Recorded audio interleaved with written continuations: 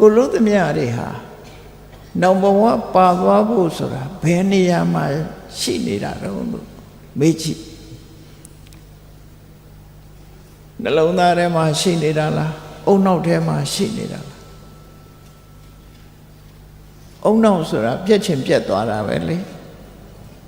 နှလုံးသားဆိုတာလဲခွဲစိတ်ကူးသားရတာမျိုးတွေရှိရတယ်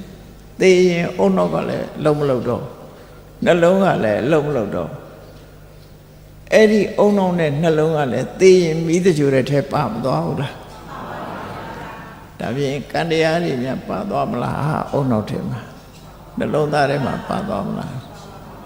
အဲ့ပါသွားရင်တော့အေးတာပေါ့နော်တပွားတယ်မြတ်စွာဘုရားကတင်ညိတတတကံဟောတိတဲ့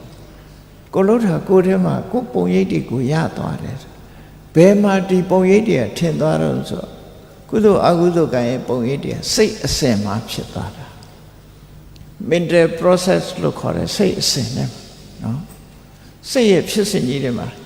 ဒီအေယဝတိမြစ်ကြီးစီးဆင်းနေတဲ့အချိန်မှာမြစ်ကြီးကစီးနေမပြတ်စီးနေအဲ့ဒါလိုပဲကိုယ့်ရဲ့ရင်ထဲမှာစိတ်အစဉ်ကြီးကမပြတ်ရှိနေအဲ့ဒီမပြတ်တဲ့စိတ်အစဉ်ထဲမှာပုံရိပ်တွေပါသွားပြီအဲ့ပုံရိပ်တွေဘယ်လိုလုပ်လိုက်ပြီးတော့ဖြတ်လို့ရအောင်ညာနိုင်နော်မရနိုင်ဘူး CCTV နဲ့ဟာတော့ဖြုတ်ပြီးတော့ဖြောင်းလို့ရသေးတယ်ရင်ထဲဟာတော့ဖြောင်းလို့မရဘူးဒါမှပဲ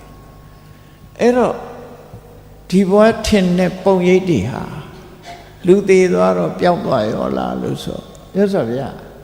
တင်္ဆအာရယခိစ္စတိဒီပုံရိပ်တွေဟာသူနဲ့အတူပါသွားလိမ့်မယ်တဲ့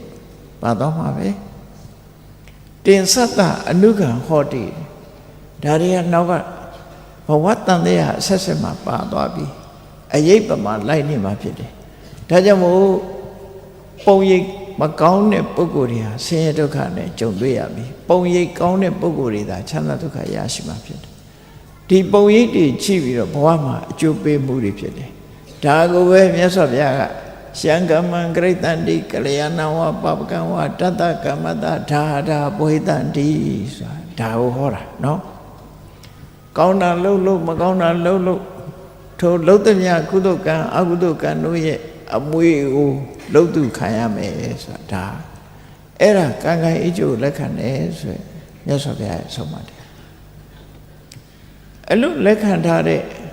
ကမ္မတက္ကတသမ္မာဒိဋ္ဌိအမြင်ရှိမှဗုဒ္ဓဘာသာဆိုတာဖြစ်နိုင်တယ်လို့မှတ်ပါ